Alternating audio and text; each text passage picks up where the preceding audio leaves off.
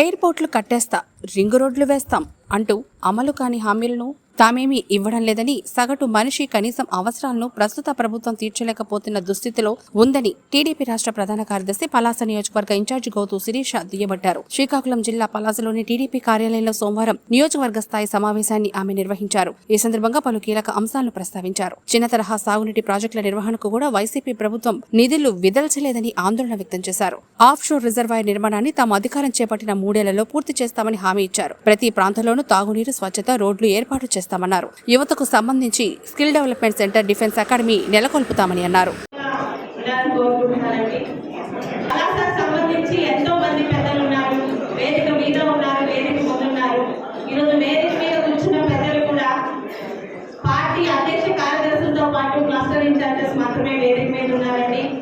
అంతే తప్పితే వీరు మాత్రమే పెద్దలని కాదు, ప్రతి ఒక్కరూ 35 సంవత్సరాలుగా తెలుగుదేశం పార్టీ నుంచి నాన్నగారితో ప్రయాణం చేసిన పెద్దలు కూడా ఉన్నారు.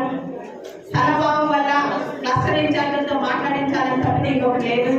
ఇక పలాసకు సంబంధించి వచ్చే 5 సంవత్సరాలు ఇక్కడున్న పెద్దల సాక్షిగా తెలుగుదేశం పార్టీ అధికారంలోకి వస్తే చేయబోయేవి ఈ పెద్దల ముందే వీళ్ళకి మాట ఇస్తూ 3 సంవత్సరాల లోపల పూర్తి చేస్తానని మీ అందరి ముందుకు వస్తున్నాను.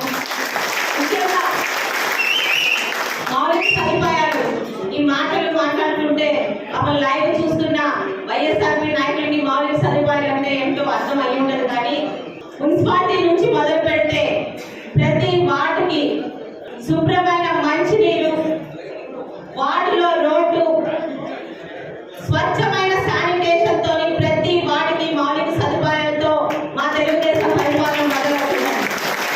చెప్పడానికి చాలా సులువుగా ఉంటుంది. మంచినీరు, రోడ్డు, శుభ్రత, ఈ 3 ఈరోజు పలాస మున్సిపాలిటీలో లేవు. వేసవి కాలం నీటి ఎద్దరికి ఈరోజు చాలా మంది ఆడపిల్లలు రాలేదు, వచ్చిన వాళ్ళకి తెలుస్తుంది. ఉదయం లెగిస్తే మంచి నీటితో అవసరం లేదు, పని లేదు. అందులో ఇంట్లోని స్నానాలు చేసి టిఫిన్ తిని బయటకు వెళ్ళిపోయే పురుషులకు భగవాన్ గురించి నాకు తెలియదు. కానీ ఆడపిల్లలు కాబట్టి 10 నిమిషాల్లో మోటార్ ఆగిపోతే బట్టలు ఎలా ఉతకాలి, బట్టలు ఎలా వండాలి, గిన్నెలు ఎలా కడగాలని ప్రతి ఒక్కరికి ఇబ్బంది ఉంటుంది.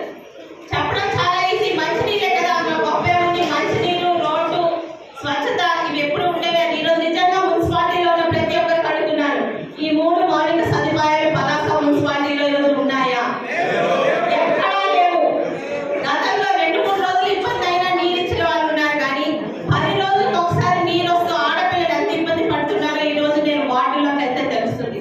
అందుకే ముందే చెప్పాను, గాలిలో మేడలు కట్టను, ఎయిర్పోర్ట్లు తీసుకొస్తాను, హార్బర్లు తీసుకొస్తాను, షిప్పులు తీసుకొస్తానని చెప్పడం లేదు.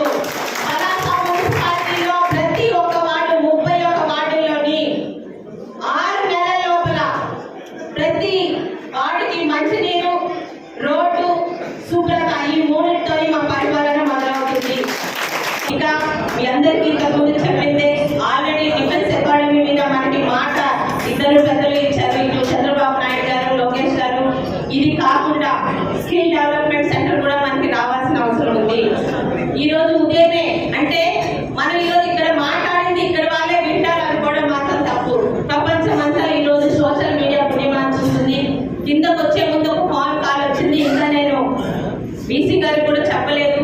ఆస్ట్రేలియాలో సెటిల్ అయిన ఆంధ్ర వాళ్ళు మహా టీవీ వంశీ గారితో నేను ఇంటర్వ్యూ మాట్లాడినప్పుడు ముఖ్యంగా జీడీ ధర ఇక్కడ లేదన్న మాట విని, స్కిల్ డెవలప్మెంట్ లేదన్న మాట విని అక్కడ సెటిల్ అయిన మహిళా పారిశ్రామికవేత్తలు మార్నింగ్ కాల్ చేశారు. నేనేదో జూమ్ కాల్లో ఉండేది అటెండ్ అవ్వలేదు. తర్వాత ఆస్ట్రేలియా కాలని అతని కాల్ బ్యాక్ చేస్తే వాళ్ళు మాట్లాడిన మాట, మహా టీవీలో మీరు మాట్లాడింది విన్నాం, మీరెవరో మాకు తెలియదు, మాకు రాజకీయాలు తెలియదు, కానీ అసలు ఎక్కడ పలాస ఉందని గూగుల్ మ్యాప్ ఎత్తితే మాకు అర్థం కాలేదు, అది ఎక్కడో దూరం కనిపిస్తుంది. 4 నెలల్లో మేము పలాస రాబోతున్నాం.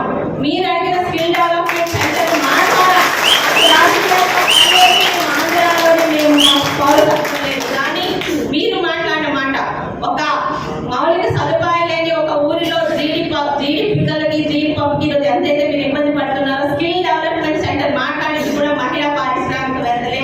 ఖచ్చితంగా 4 నెలల్లో మేము అక్కడికి ఫ్లైట్ లో వచ్చి మేము స్కిల్ డెవలప్మెంట్ పెట్టడానికి మేము మాటిస్తున్నాము. ఇది సోషల్ మీడియా ఖచ్చితంగా పలాసలో ఉన్న ప్రతి అనేక మంది పారిశ్రామికవేత్తలు ఉన్నారు. అన్ని ప్రభుత్వమే చేయాలంటే కూడా సరిపోదు, నాకు తెలుసు. కావాలంటే మొత్తం బడ్జెట్ అంతా నా పలాసకి ఇవ్వాలని నేను కోరుకుంటాను. ఎందుకంటే ఈరోజు తెలుగుదేశం వస్తే మా అందరి ఇబ్బందులు తీర్చాలని ప్రతి ఒక్కరికి కూడా ఆశ. అవన్నీ తీర్చాలనే కోరిక మాకు ఉంటుంది. కానీ గవర్నమెంట్ తో పాటు ఇతర సోర్సెస్ కూడా మనకి కావాలి. అవి తీసుకురావాలనే ఆశ ఉంది. తీసుకొచ్చే పద్ధతి మార్గం కూడా తెలుసు కాబట్టి మీ అందరికీ మాట ఇస్తున్నాను. Skill development centre, defence centre తో పాటు జీడి ఉత్పత్తుల మీద ఒక్క జీడి పిక్కలే కాదు, వాటితో ఉన్న ఆ పిక్కల తాలూకా బూడితో, కాచిన దీంతో, ముఖ్యంగా జీడి పళ్ళతో చేసే రసాయనాలతో వచ్చేది మనం ఎప్పుడు కాన్సన్ట్రేషన్ చేయలేదు. ఈరోజు గోవాలో జీడి పళ్ళ నుంచి తీసుకొచ్చే దాన్ని ఒక జ్యూస్ గా తీసుకొస్తున్నారు. మీ అందరికీ తెలుసు. అంటే డైరెక్ట్ ఆల్కహాల్ కాకుండా దాన్ని కూడా ఫెర్నీ అనే ఒక దీంతోని ఒక జ్యూస్ గా డెవలప్ అయింది.